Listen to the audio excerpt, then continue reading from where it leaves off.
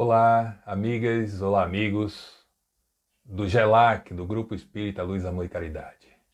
Eu sou Ivan César e vim ter com vocês, mais esse encontro virtual para gente falar de mais uma temática da doutrina espírita.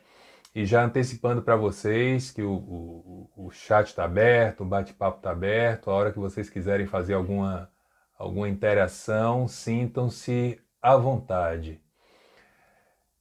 Saudade, viu, dessa casa. Vamos esperar que bons ventos soprem e que as atividades presenciais em nova sede, elas possam retornar. E digo isso não só por mim, mas também por outras pessoas que têm um contato e estão sempre me perguntando se vai voltar, se não vai. Eu espero que sim, mas certeza eu não tenho para dar. Espero e torço para que volte. Pois bem, mês de agosto, né? Mês de agosto, na doutrina espírita, principalmente para aqueles que estão mais afeitos aos trabalhos de socorro, aos trabalhos de auxílio, é, a, a proposta de ajudar as pessoas dentro daquilo que é possível, nós, claro, nos lembramos sempre de uma das figuras mais reconhecidamente bondosas que a doutrina espírita já registrou. A doutrina espírita não, porque restringir ao espiritismo seria talvez até diminuir um pouco o papel dessa personagem, mas, claro, fez na doutrina espírita o seu nome enquanto trabalhador de Deus, trabalhador de Jesus, trabalhador da paz, trabalhador da união, e que nós temos a ideia de relembrarmos um pouco da sua vida, um pouco dos seus passos aqui. Estou falando de Adolfo Bezerra de Menezes Cavalcante, ou como nós conhecemos, Doutor Bezerra de Menezes. Bezerra de Menezes, ele nasce em 29 de agosto de 1831 e desencarna em 11 de abril de 1900. Então, não foi uma vida material, orgânica, encarnada, tão longa assim, mas foi espaço de tempo suficiente para deixar sua marca e, acima de tudo, para nós que viemos depois, servir de referência, de referencial, de preocupação com as pessoas que têm menos do que nós e que precisam mais de ajuda do que nós precisamos.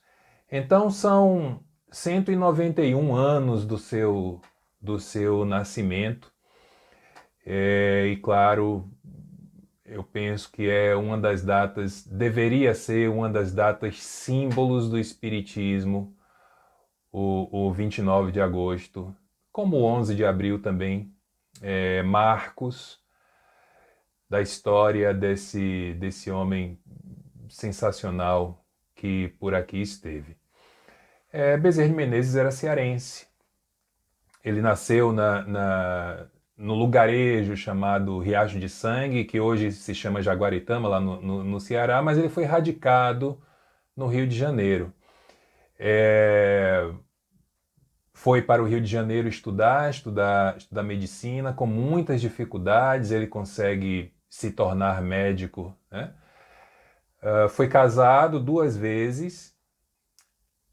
Nesses 2 casamentos, teve 9 filhos, 2 filhos do primeiro casamento, 7 filhos do segundo casamento. Bezerra de Menezes ele ficou conhecido como o médico dos pobres. E é muito interessante essa sua passagem aqui entre nós, porque se nós formos fazer uma rápida análise nos nossos dias, né, é só ligarmos a televisão e nós vamos ver as inúmeras filas para os diversos atendimentos médicos gratuitos, né, pelo Sistema Único de Saúde, onde as pessoas vão e precisam perder noite, precisam chegar de madrugada, precisam chegar 2 dias antes para tentar um atendimento, e a demanda é muito grande. E aí você tem uma pessoa que lá no final do século XIX, no final do século XIX não, na primeira metade até o final do século XIX, ele se colocava como alguém que usava o seu conhecimento, a sua prática, a sua benevolência para atender pessoas que não tinham como pagar. Isso realmente é algo muito, muito louvável. E que nós, nas mais diversas profissões, nas mais diversas condições financeiras, nós poderíamos fazer algo parecido. Ele se torna médico, se forma médico em 1856 e apenas um ano depois da sua formação, do recebimento do título de médico, ele se torna membro da Academia Imperial de Medicina. Aqui nós vamos trazer alguns termos que talvez hoje não sejam mais da nossa utilização, mas nós não podemos perder de vista que estávamos em um período pré-república, né? O Brasil ainda era governado pelo Império, né? O Brasil ainda era meio que uma colônia portuguesa. Então, quando a gente fala em Academia Imperial de Medicina, estamos falando lá de príncipe regente, dessas coisas todas. Então, em 1856, Bezerra de Menezes se torna médico, um ano depois se torna membro da Academia Imperial de Medicina. Imagino eu que se a gente fosse trazer para os dias da atualidade, e aí algum médico que esteja assistindo poderá me corrigir se eu estiver equivocado, é como se ele um ano depois de formado, ele já fizesse parte do CFM, por exemplo. Então ele tornou-se depois cirurgião tenente do Exército e se afastou da carreira militar depois de alguns anos de serviço para servir a política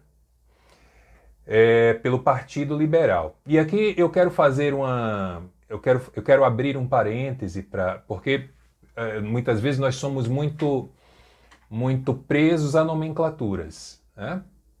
E aí, por exemplo, quando falamos em socialismo, a maior parte das pessoas já pensa logo em Marx, como se Marx fosse a única expressão socialista.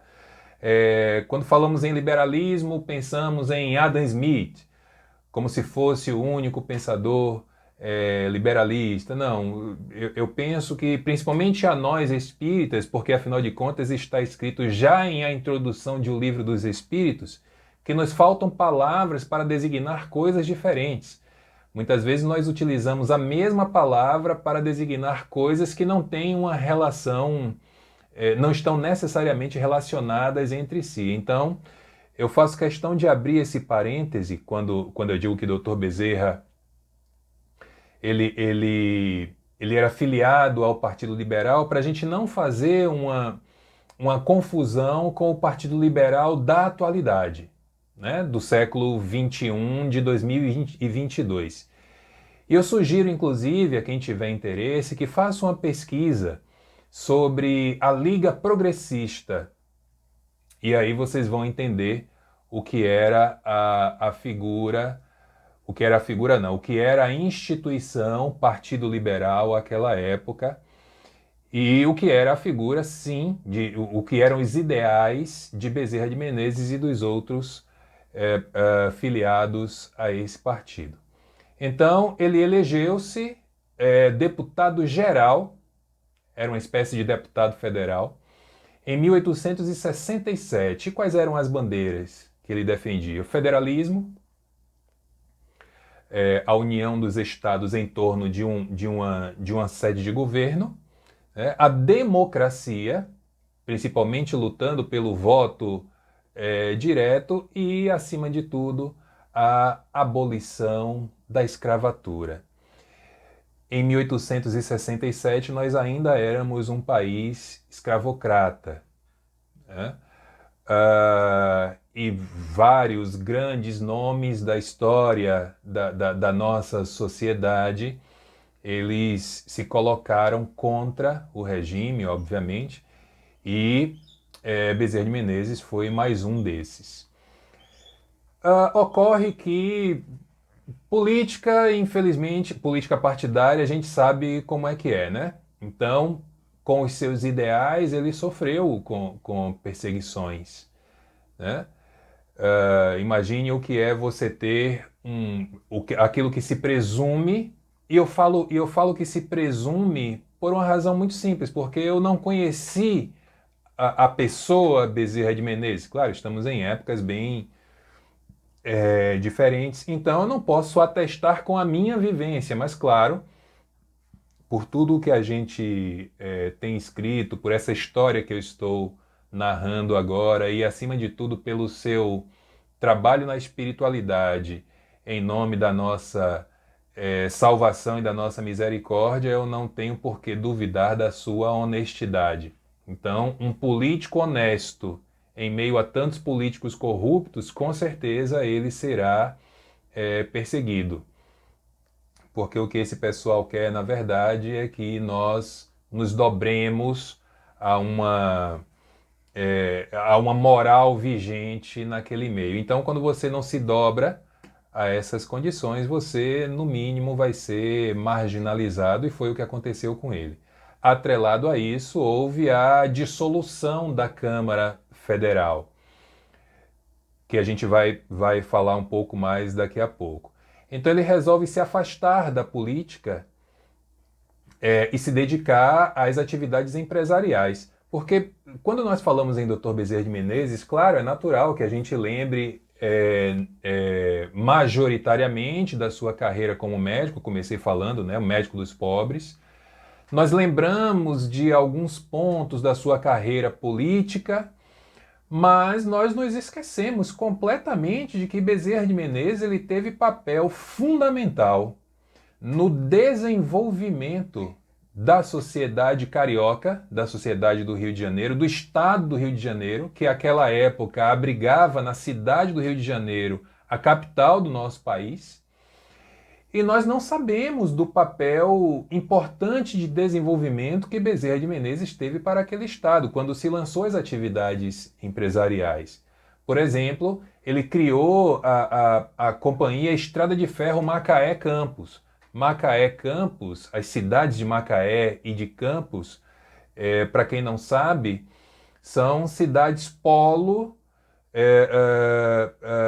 do desenvolvimento ou da extração, melhor dizendo, do petróleo. Tem a Bacia de Campos, Bacia de Macaé e a Petrobras fazendo lá o seu trabalho. Então, não sei se naquela época o petróleo já era explorado, acredito que sim. Senão, em tese, não faria sentido uma estrada de ferro ligando uma a outra, mas Bezerra de Menezes participou disso como criador, inclusive, dessa companhia. Ele dirigiu a Companhia Arquitetônica também lá no Rio de Janeiro. Ele presidiu a Companhia Carril de São Cristóvão. Então, tudo isso, atividades empresariais que o fizeram ficar rico, mas que também foram motivos, vamos dizer assim, mais tarde, da perda da sua fortuna, daquele dinheiro que ele conseguiu arrecadar ao longo desse período empresarial. Então, 1876, ele retorna à política, dessa vez sendo eleito vereador pela cidade do Rio de Janeiro, permanecendo até 1880 como vereador. Mais tarde, novamente, uma nova eleição, de novo como deputado geral em 1800 e que teve mandato até 1885. Então, esse é um apanhado geral da figura civil de Bezerra de Menezes, de Adolfo Bezerra de Menezes. Até esse instante, nós não falamos absolutamente nada relacionado à doutrina espírita, relacionado às suas obras religiosas, suas obras espirituais, porque é importante, penso eu, que mesmo quando nós vamos tratar de alguma personagem que já seja um tema muito batido, já seja um tema conhecido, já tem uma história que a maior parte das pessoas de determinado nicho, no nosso caso os espíritas, temos alguma ideia. Eu penso que seja muito importante que nós citemos também o que foi essa pessoa antes da sua transformação, porque que é para não dar aquela ideia, que é para evitar, melhor dizendo, aquela ideia de que nós nos tornamos pessoas boas apenas pelo fato de termos nos tornado espíritas, e não é assim, né? Quem já acompanhou algum trabalho meu já deve ter me ouvido falar isso, repetir essa frase. Com certeza, quem já recebeu um e-mail meu já leu essa frase, porque eu coloquei como assinatura do meu e-mail, que diz, é uma frase do espírito Marco Prisco, na psicografia de Divaldo Franco, está na obra Glossário Espírita Cristão, capítulo 6. Quem quiser conferir, depois é só chegar lá e dar uma olhada. Tem escrito assim: nas lutas de responsabilidades que assumes ante o novo cristianismo, não abandone o dever por causa do espírita, mas prossiga pelo seu compromisso com o espiritismo. O espírita, e é essa parte que eu gostaria de chamar a atenção, Marco Prisco diz: o espírita é a alma em resgate. O espiritismo, a via de redenção. Então, para não termos essa ideia miraculosa de que bastou ler o livro dos Espíritos e já se tornou uma boa pessoa, é importante analisarmos que as boas pessoas elas já eram boas, né? Antes da doutrina espírita, e com a doutrina espírita se tornaram melhores ainda, se bem sentido e bem entendido. As pessoas que não são tão boas assim, com a doutrina espírita, ela tem a oportunidade de verificar o seu mundo íntimo e a partir daí começar o seu processo de transformação, de modificação. Então Bezerra de Menezes já tinha uma vida absolutamente delineada, os passos muito bem encaminhados. Como disse agora, a sua vida política ela se estendeu desde a sua primeira eleição em 1867 até o final do seu último mandato como deputado em 1885, ele já tinha ali o seu trabalho de socorro, o seu trabalho de auxílio, ele já era conhecido como médico dos pobres, tudo isso já havia acontecido. Aí a gente vai voltar um pouquinho para o ano de 1878, que é quando ele ganha um exemplar de O Livro dos Espíritos. E aí, em um dos seus deslocamentos, casa-trabalho, ele precisava pegar um bonde e a viagem levava um tempo, né? Levava 1h30 aproximadamente entre o local onde ele estava e o seu destino. Ele, com o livro debaixo do braço, havia ganhado de um amigo, ele resolve pegar o livro para ler. Bom, vou passar meu tempo. E aí ele não consegue parar de ler. E continua, e descreve a ocasião da seguinte maneira: lia, mas não encontrava nada que fosse novo para o meu espírito. Entretanto, tudo aquilo era novo para mim. Eu já tinha lido, ouvido tudo o que se achava em O Livro dos Espíritos. Preocupei-me seriamente com este fato maravilhoso e a mim mesmo dizia: parece que eu era espírita inconsciente ou, mesmo como se diz vulgarmente, de nascença. Eu não tenho dúvidas de que alguns de nós que aqui estamos, eu do lado de cá falando, vocês do lado de lá ouvindo, interagindo, não tenho dúvida que com alguns de nós aconteceu da mesma maneira. A gente começou a ler o livro. Se você ainda não leu, é bom que comece o quanto antes. E ali já começamos a enxergar coisas que a gente tem questão, tem resposta que a gente olha, assim, mas é claro, é isso mesmo. Isso já é o que eu sinto, não é assim? Quando a gente lê detalhadamente, detidamente, atenciosamente o livro dos Espíritos, aquelas palavras, elas tomam um sentido muito especial para a maior parte de nós, que se permite mergulhar e aprofundar na leitura. E assim aconteceu com Bezerra de Menezes, em 1878. Não esqueçam que o ano de lançamento de O Livro dos Espíritos foi 1857. Então eram apenas 21 anos depois de o livro dos Espíritos, depois do lançamento de O Livro dos Espíritos, depois de inaugurada, vamos dizer assim, a doutrina espírita, que Bezerra de Menezes toma conhecimento de O Livro dos Espíritos. Lembrar que a data de nascimento dele, o ano de nascimento dele é 1831. Então, para 78, se minha matemática não estiver equivocada, ele devia ter ali seus 47 anos, quando conheceu o Livro dos Espíritos. Mais uma coisa que eu quero chamar a atenção de todos nós aqui presentes. Reparem que no final da sua impressão ele diz assim: parece que eu era espírita inconsciente, ou mesmo, como se diz vulgarmente, de nascença. Muitos de nós aqui chegamos à doutrina espírita já na infância, participando da evangelização, depois passa para a juventude, até chegar aos trabalhos da idade adulta. E às vezes a gente fica num processo, eu diria, de se subestimar de uma maneira muito atroz, algumas vezes, de forma desnecessária. E a gente se julga não merecedor disso, que não conhece aquilo, que não sabe de nada. Bezerra de Menezes conhece o Livro dos Espíritos aos 47 anos. Vocês já pensaram se ao invés de trabalhar, de colocar a mão na massa, ele ficasse lamentando porque não conheceu antes?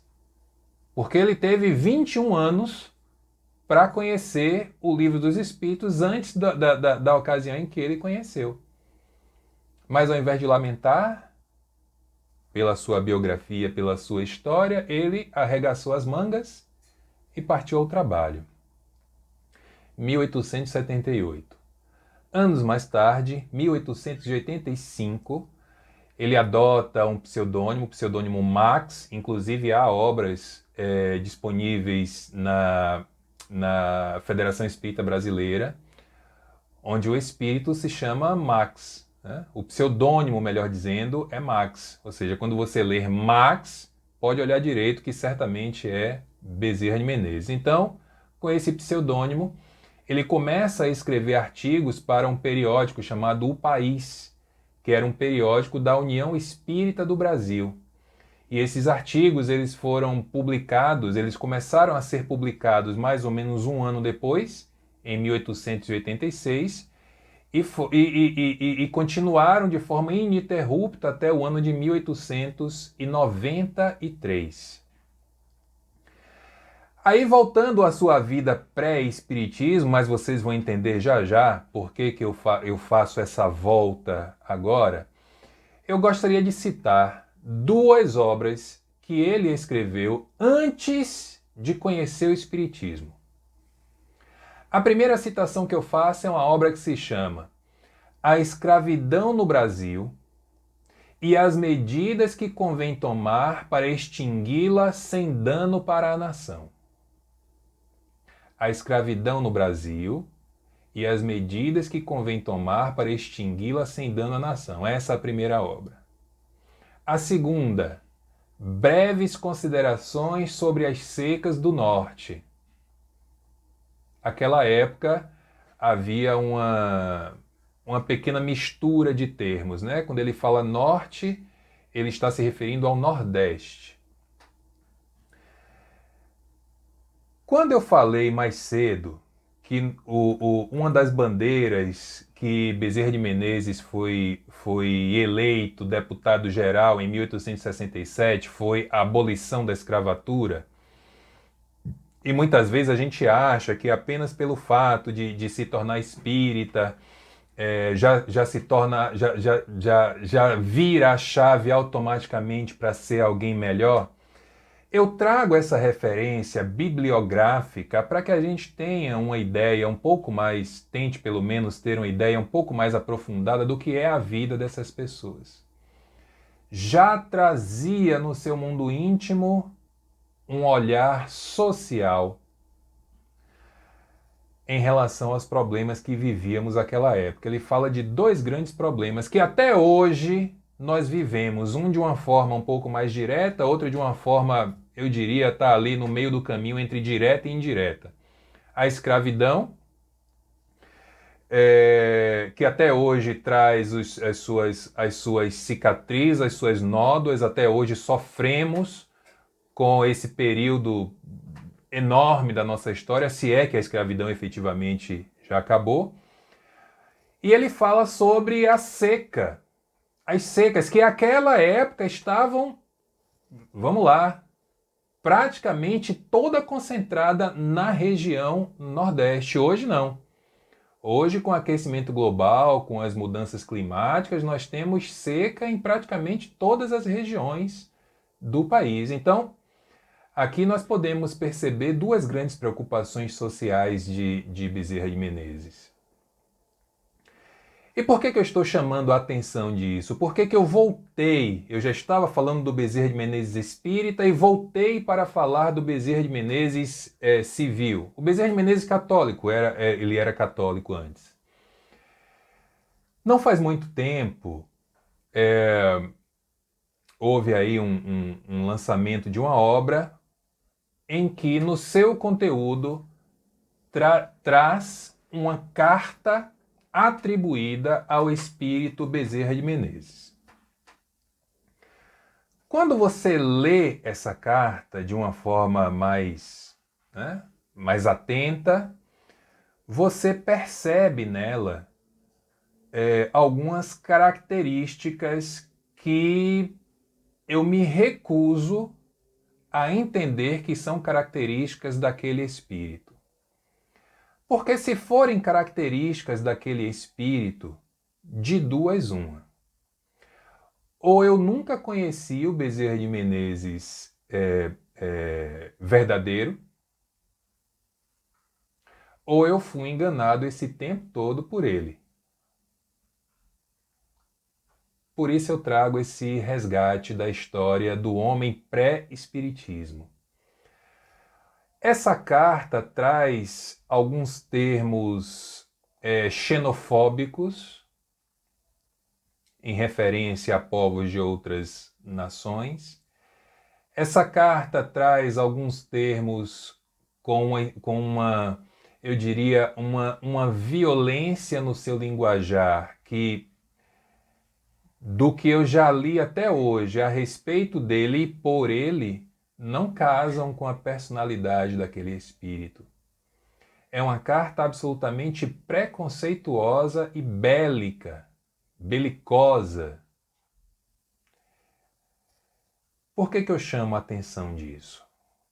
Ou nós paramos de uma vez por todas para entender que o fato de você estar no plano espiritual não te transforma automaticamente em um ser angelical. Se você já não tiver aqui na Terra montado uma carreira humana nessa direção,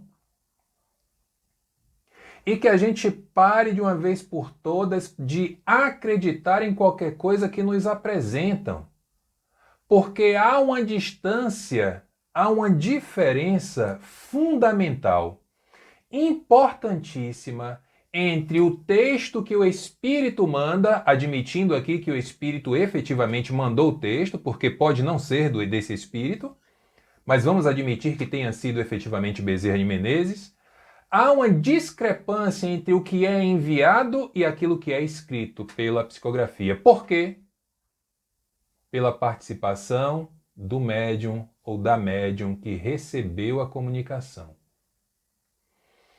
Mas por que que isso acontece, Ivan? E por que que o espírito escolheu aquela pessoa para trazer essa comunicação? A escolha do médium é um processo muito subjetivo, mas que está normalmente baseado na lei de menor esforço e na lei de afinidade. Mas daí a gente ter certeza que aquilo que foi ouvido foi escrito, aí é um outro processo. Diz Kardec, e nós nos esquecemos, submetei tudo ao crivo da razão, inclusive nessas situações onde informações são trazidas e que não estão de acordo com a história daquela personagem. Cuidado! Nós somos muito ávidos em entregar as nossas vidas, a confiança dos nossos dias nas mãos de pessoas que são tão ou mais imperfeitas do que nós mesmos. Quando você elege alguém como ídolo ou ídola, o risco de cair do cavalo, se decepcionar e ter uma dificuldade grande para levantar é enorme. Admire as pessoas. Tenham as suas referências. Mas não esqueçam que todos aqueles que nesse instante pisam em solo terrestre estão na mesma condição espiritual majoritária que nós estamos, como espíritos imperfeitos. Uns mais imperfeitos, outros menos imperfeitos, mas ainda assim espíritos imperfeitos. 1886, para um auditório de mais de 2.000 pessoas da alta sociedade carioca, que era a camada social que Bezerra de Menezes tinha mais contato por conta da carreira política, por conta da carreira médica, mas que nem por isso ele deixava de fazer os seus atendimentos. Então, para esse público de mais de 2.000 pessoas, ele anuncia o seu desligamento do catolicismo e a sua conversão à doutrina espírita. Vocês já pararam para pensar o que seria isso? Vamos analisar os nossos dias. Eu, por exemplo, venho de uma família 100% católica, apostólica, baiana. O que é isso? É aquela família que é católica, mas que raramente vai à igreja. Normalmente vai na igreja quando é uma missa de sétimo dia. Raramente vai à igreja. Quando vai lá, assiste a missa, mas na saída, se tiver ali um banho de pipoca, já toma, né? Se tiver ali um negócio de uma água de cheiro, já... Essas coisas que baiano faz, né? Nada de errado, viu? Por favor. Então a minha família é toda ela católica, apostólica, baiana. Eu sou o único espírita. O único. Se fosse em outros tempos, será que essa minha decisão ela seria bem recebida, ou eu poderia, já dentro da família, sofrer um processo de preconceito, de falta de respeito, de não entendimento das coisas? Não sei, não dá para fazer esse exercício de forma categórica. A gente pode apenas imaginar. Agora imaginem, Aí sim, já na segunda parte do século XIX, onde a religião vigente, como é até hoje no nosso país, a gente diz assim, o Brasil é um país laico, né? Ou seja, um país que nas decisões governamentais, estatais, não tem a influência da religião. Não sei se vocês já repararam, mas todos, absolutamente todos os feriados religiosos no nosso país são católicos. Se isso é ser laico, eu estou entendendo tudo errado. Mas imagine aquela época, 1886, a pessoa chega para 2.000 pessoas e diz assim, a partir de agora eu não sou mais católico não, eu sou espírita. Uma religião, uma doutrina religiosa que certamente a grande maioria daquelas pessoas nunca tinha nem ouvido falar, né? Era uma época de muitas guerras internas, podemos dizer assim, entre as instituições espíritas. Cada qual fazia o espiritismo à sua maneira e sem qualquer ligação umas com as outras. As casas não conversavam entre si. Eu vos pergunto, alguma novidade? Algo de diferente do que acontece nos dias de hoje? Raramente nós vemos exemplos de instituições que se juntam em prol de um evento. Isso é raro acontecer. Paciência, é da busca de cada um. Eram 4 os chamados órgãos federativos. Imagine, 4 federações. Eram a acadêmica, a fraternidade, a União Espírita do Brasil e a Federação Espírita Brasileira. 4 instituições que se colocavam como órgãos federativos. Todas elas, entre si, vivendo esse clima de rivalidades e de discórdias. E as discórdias estavam baseadas basicamente no embate entre os espíritas místicos, né, os espíritas religiosos e os espíritas científicos. Essa era a guerra. Aí eu pergunto mais uma vez, alguma novidade? Sem querer fazer aqui uma crítica e já fazendo, vamos ver a nossa própria federação. Federação Espírita do Estado da Bahia, você tem 2 sedes, a chamada sede histórica e a chamada sede administrativa. O pessoal da sede histórica não gosta que digam que é Federação Espírita, eles dizem Casa de Pititinga. Por aí a gente tira o cenário que Bezerra pegou naquela época e que até hoje nós ainda pegamos. Esse próprio Bezerra de Menezes, ele fundou um centro espírita que se chamava Centro Espírita. Mas mesmo fundando uma outra casa inclusive que com pouco tempo começou a ter um esvaziamento de público, ocasiões em que Bezerra de Menezes foi sozinho para lá e lá ficou sozinho.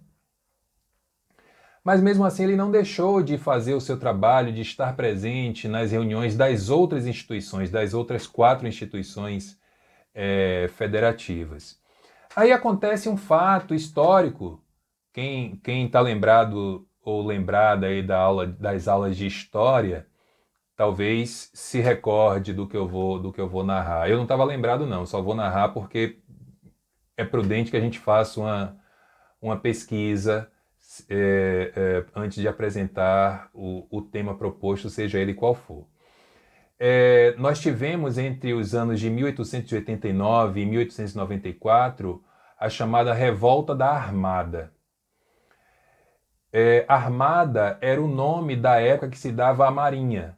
A Marinha se chamava Armada. E os marinheiros se revoltaram. Os comandantes da Marinha se revoltaram contra o governo instituído à época, que a essa altura já estava nas mãos de Deodoro da Fonseca. Um pouquinho antes era um outro presidente, que me escapa o nome agora, mas logo depois veio Deodoro da Fonseca. Por quê? Qual era a revolta do pessoal da Marinha? As decisões que eram tomadas em nome da nação, elas tinham participação apenas do Exército, a Marinha era deixada de lado. Então os comandantes da marinha se revoltaram contra isso e começou ali um conflito, uma confusão danada. E com isso, Deodoro da Fonseca resolveu fechar o Congresso, parece papo de 2022, né? Fechar o Congresso e declarar, estabelecer estado de sítio. Estado de sítio é um dispositivo governamental que prevê, inclusive, a suspensão da liberdade de reunião. Você não podia se reunir com outras pessoas sem que aquela reunião fosse autorizada e fiscalizada pelos prepostos do governo. O que é que aconteceu com isso? As casas espíritas foram fechadas. Com as casas espíritas fechadas, os espíritas foram cada um para o seu canto, né? Imagine, passamos aí um período de pelo menos 3, 4 anos sem contato social espírita. As pessoas não se encontravam nos centros. E claro que isso traz aí como posso dizer, um arrefecimento da fé para aqueles que ainda não conseguiram alcançar a fé racional. Depende de um prédio de 4 paredes para professar as suas crenças. Só que isso teve uma vantagem. A gente costuma dizer, né, que mesmo nas situações mais difíceis, mesmo nas piores situações, muitas vezes surge uma coisa que a gente pode aproveitar, uma coisa boa para aproveitar. Então, lembrem que eu disse agora há pouco que aquela era uma época de confusão, enfim, o povo não se entendia, eram 4 órgãos federativos, aquela agonia toda. Com o estádio de sítio, todo mundo nas suas casas, ninguém podia se reunir, os ânimos se acalmaram. Aí, em 1894, quando termina a revolta, quando termina o estado de sítio, com os ânimos mais acalmados, com os ânimos mais apacentados, um nome, apenas um nome, foi lembrado e era a única alternativa para trazer um clima, um viés de união para aqueles grupos, que foi, obviamente, o nome de Bezerra de Menezes. Ele assume a presidência da Federação Espírita e aí permaneceu como presidente da federação, seja presidente efetivo, seja como uma espécie ali de consultor, enfim. Os seus trabalhos na Federação Espírita Brasileira duraram de forma mais direta, né, de 1894 até o ano de 1900, quando ele desencarnou. Aí vamos aos dias de hoje. Bezerra de Menezes é um espírito, imagino que ainda esteja no plano espiritual, de alguma forma colaborando para o nosso crescimento, trazendo as suas contribuições, as suas mensagens. Mas ele é um espírito que, talvez com mais frequência, seja o que traz mensagens para nós espíritas voltadas à união. Inúmeros foram os médiuns, famosos e anônimos, que trouxeram mensagens de Bezerra de Menezes para tratar do tema união entre os espíritas. União essa que eu creio ainda estar um pouco distante daquilo que poderíamos entender como o ideal, ou pelo menos, se não o ideal, o alcançável, possível. Por uma razão muito simples, porque nós ainda trazemos no nosso mundo íntimo as ideias egoístas, as ideias orgulhosas, as ideias vaidosas de que, por exemplo, se não for do jeito que eu quero que seja, então não vai ser de jeito nenhum. Eu só aceito opiniões que sejam de acordo com aquilo que eu penso, o contraditório eu não quero, não faz parte do meu dia a dia. Aqui faz o que eu mando e se você não concordou, vai embora. As casas, como disse agora há pouco, em maioria continuam sem contato. O próprio órgão federativo já nasce em uma cisão, sede histórica, sede administrativa. Tudo isso, tudo isso.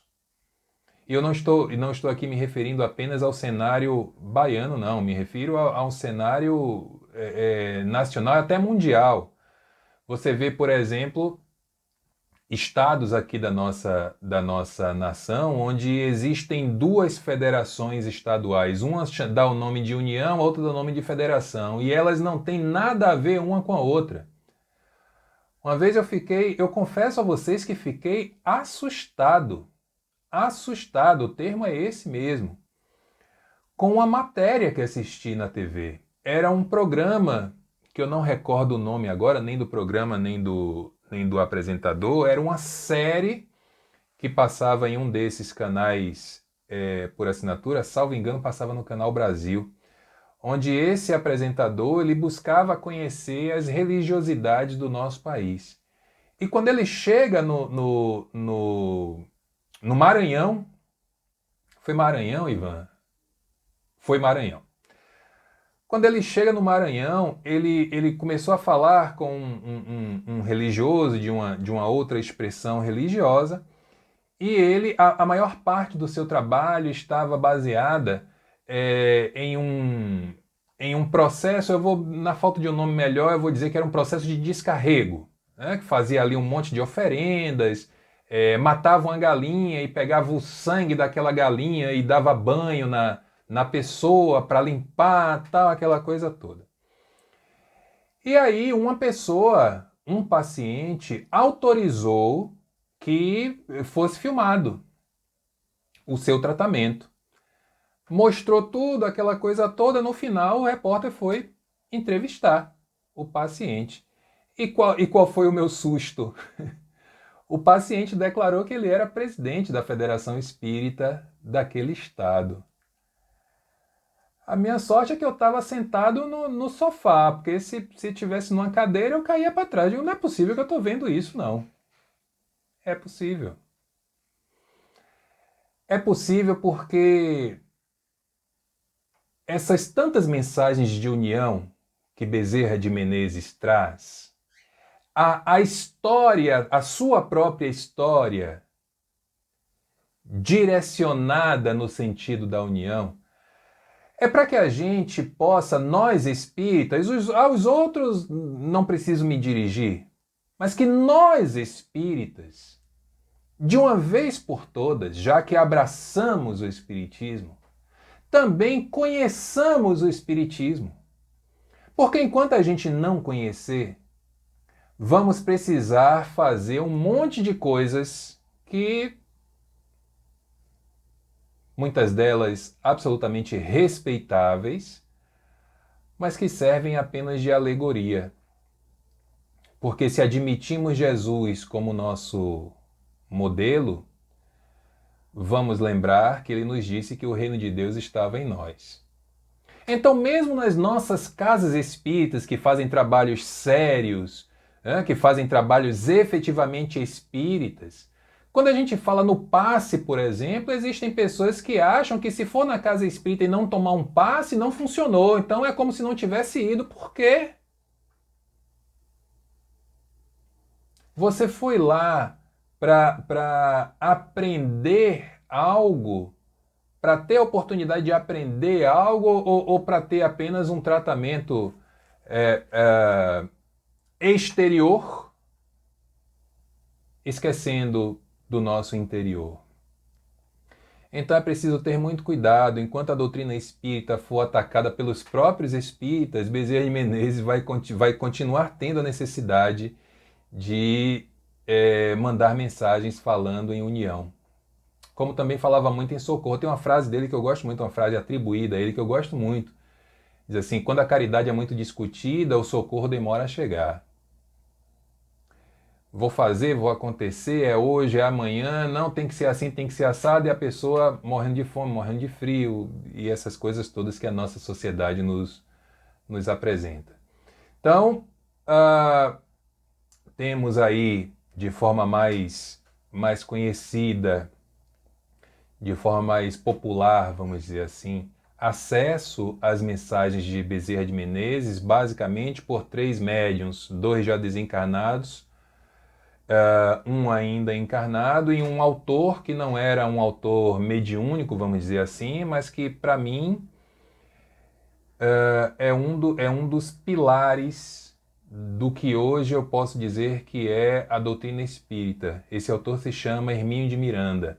Inclusive a sua obra, não posso dizer que é a sua obra mais conhecida, porque Nossos Filhos São Espíritos também é bastante conhecida.